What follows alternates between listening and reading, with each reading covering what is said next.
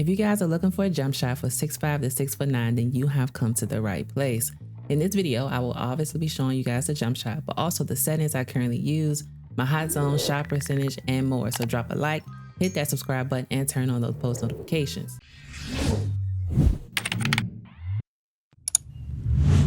So here's the build that I've been playing on since day one, in case you have not seen it already. I absolutely love it, and it does its job. I put this jump shot on and went straight into the rack and just dominated. It's super easy to time and easy to see the visual cue animation. You do need an 81 midi or 3-ball to get it. But one game I went 4 for 6 from 3. That was the very first game I put it on. And the other I went 4 for 4 from 3. So you can hit 4 shots in a row. If you guys have been staying in the loop with the whole shooting debate, yeah, I can hit 4 in a row. You can hit it. And I'm not saying you can do that every game, but you can hit 3 and 4 in a row. I then went to the theater to test it out, and I went 2 for 2 from 3 in there, and I hit a midi as well. I then decided, why not try out the proving grounds, because that's supposed to be harder sliders. And so I went in there and I shot really well. The first game 2 for 2, and the next 3 for 4 from 3. So I'm telling you guys, this jumper is good. So now I'm going to show you guys the settings I currently use and what works for me. I've been dibbling dabbling with rhythm shooting, and it's been working for me, but NBA 2 said the best shot timing profile is normal risk reward, especially if you use the button to shoot. Normal just means that you will green less often than if you were on high risk. You will more than likely see more whites going in instead of greens, so keep that in mind. I mostly use a button to shoot with, and I have been shooting decent on high risk, so I'm gonna leave it be, but it all comes down to what works for you. I'm not gonna sit here and tell you guys use high risk because it's the best thing since sliced bread. No, you use whatever is comfortable for you. Now, if you play a lot of offline, I hear difficulty base is the best, so try that out if you haven't already. Now, for the shot time and visual cue, I use set point, and I'll explain that later on when I show you guys the jump shot.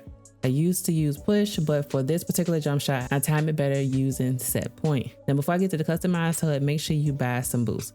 I know a lot of people don't use them to save some coin, but in this game, you might want to go buy some. I'm just saying.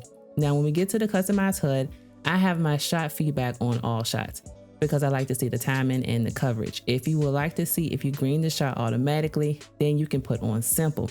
Both in my opinion are good. I just like all shots a little bit more personally. For shot meter, turn it off. If you didn't know, you do get a green bonus for shooting with it off, so just turn it off and practice your shot. I promise you, it's worth it. Now, these are currently my hot zones. I do not have lethals because I messed up first week the game came out, so I'm still waiting for it to reset, if you get what I'm saying. But if you still do not have them yet and don't know how to get your hot zones, go check out this video right here. I will leave the link down in the description below.